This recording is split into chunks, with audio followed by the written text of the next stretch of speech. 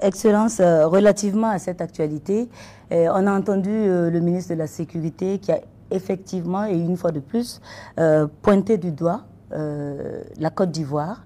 Alors, on aimerait savoir aujourd'hui, que reproche-t-on exactement aux autorités ivoiriennes? Est-ce le fait d'offrir le gîte et le couvert à des personnes qui agissent contre la sécurité de l'État burkinabé, ou alors on reproche d'autres choses aux autorités ivoiriennes?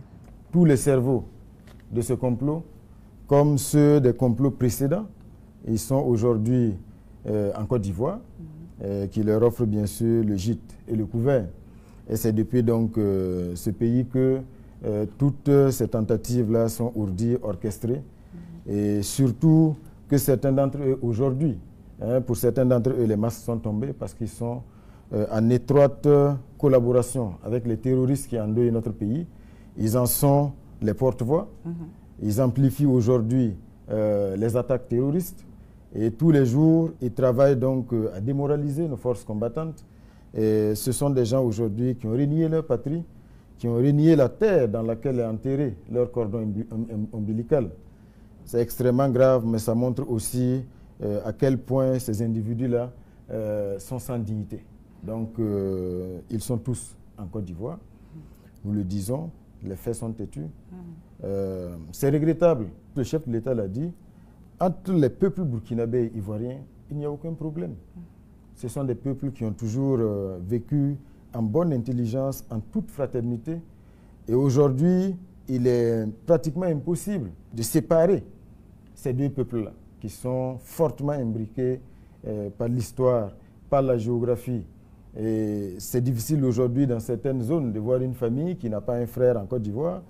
On a beaucoup de frères ivoiriens qui vivent au Burkina Faso ici. Oui. Tout ce qui se joue comme action de manipulation pour déstabiliser notre pays, le peuple ivoirien n'est pas au courant. Au-delà de ça, ce qui est triste également, c'est qu'en réalité, le combat que nous menons aujourd'hui pour la vraie indépendance du Burkina Faso, du Mali, du Niger, pour l'affranchissement réel, pour le rétablissement de notre dignité, c'est un combat que nous menons contre le même maître, le même impérialiste.